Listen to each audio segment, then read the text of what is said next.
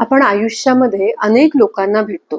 त्यातली काही लोक जी असतात त्यांना भेटल्यानंतर आपल्याला छान वाटतं, फ्रेश वाटतं. काही काही जण तर असे असतात की त्यांना बघितलं तरी आपल्याला छान वाटतं, एकदम मस्त वाटतं. त्यांच्यासोबत बोलण्यानी, त्यांच्यासोबत काम केल्याने आपल्याला खूप जास्त एनर्जेटिक वाटतं. असं होतं का? आणि अशी नाती आपल्याला डेव्हलप करता येतील का? याला म्हणतात प्रोडक्टिव्ह रिलेशनशिप. ही जी प्रोडक्टिव्ह रिलेशनशिप आहे त्याविषयी मी या व्हिडिओमध्ये सांगणार आहे.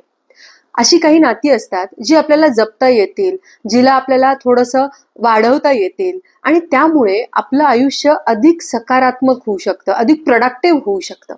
कसं करायचं, कसं ओळखायचं, ते सगळं मी व्हिडिओमध्ये सांगणार आहे. त्यामुळे व्हिडिओ शेवटपर्यंत बघा. नमस्कार, मी प्रोफेसर अपर्णा अष्टपुत्रे शिसोळे.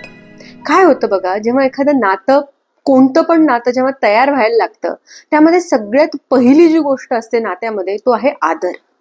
हा आदर जर असेल नात्यामध्ये तर ते नातं पुढे जातं किंवा त्याच्यामधला एक सकारात्मकता आपल्याला मिळते.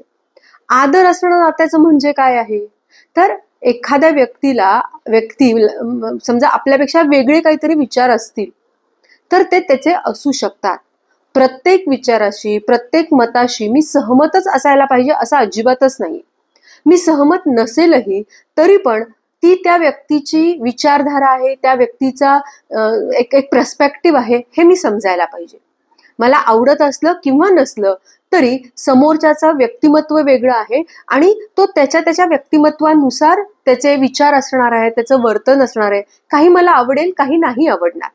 ते तिथपर्यंत मी मान्य करणं म्हणजे एकमेकांचा आदर करणं. ज्या नात्यामध्ये आदर आहे तिथे आपल्याला दिसतं की ते नातं फुलतंय.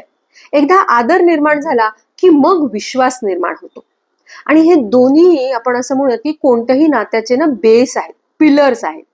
तर जर विश्वास निर्माण होतोय म्हणजेच काय होत आहे की मी त्या एखाद्या व्यक्तीसोबत सिक्युअर फील करते आहे. आणि अशा नात्यामध्ये आपण काम करत जर असू तर ते काम चांगलं होणार आहे.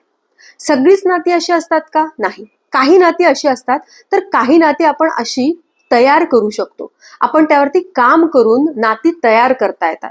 बऱ्याचदा आपल्याला असं वाटतं की नातं काय आपोआप तयार होतं, असं नाहीये. प्रत्येक नात्यामध्ये काम करावं लागत असतं.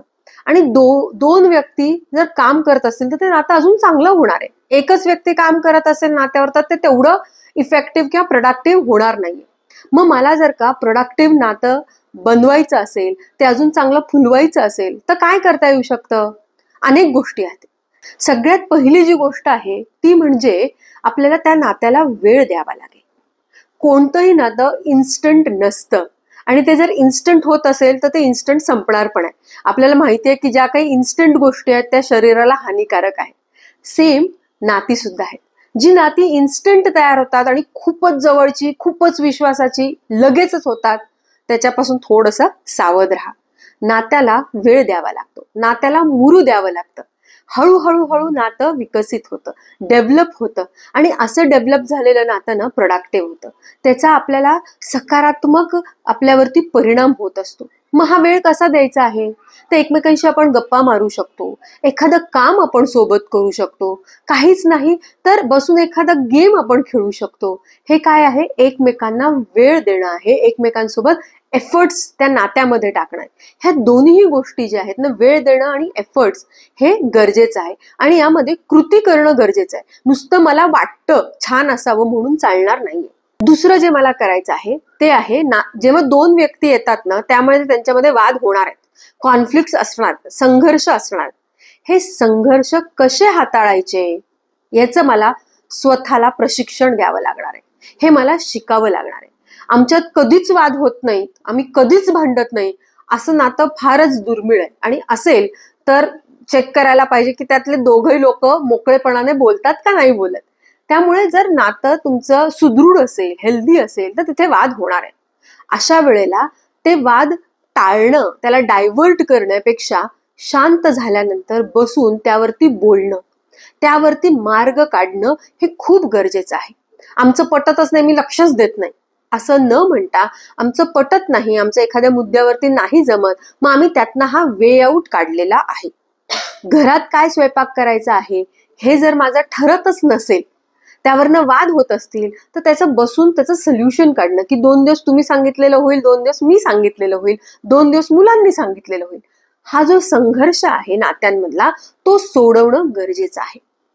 तिसरं, अजून एक महत्वाचं, हे 1 दिवस करून 1 महिना करून चालणार नाहीये.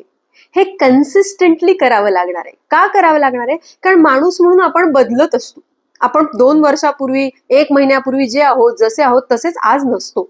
आपल्यात बदल होतो. तसं नातं सुद्धा चा पण विकास होत असतो, डेव्हलप होत असतो, त्याच्यामध्येही बदल होत असतात. मग हे जे बदलणारं नातं आहे त्याच्यासोबत मला वेगवेगळ्या पद्धतीने काम करावं लागणार आहे. आधी 10 वर्षापूर्वी सोबत स्वयंपाक करणं हा एकमेकांसोबत वेळ घालवण्याचा एक प्रकार असू शकतो, एफर्ट्स घेण्याचा असेल. 10 वर्षानंतर दुसरं काहीतरी असू शकतं, सोबत पायी फिरायला जाणं हा एकमेकांसोबत वेळ घालवण्याचा भाग असू शकतो. त्यामुळे सतत कन्सिस्टंटली आपल्याला नात्यांवरती काम करावं लागणार आहे.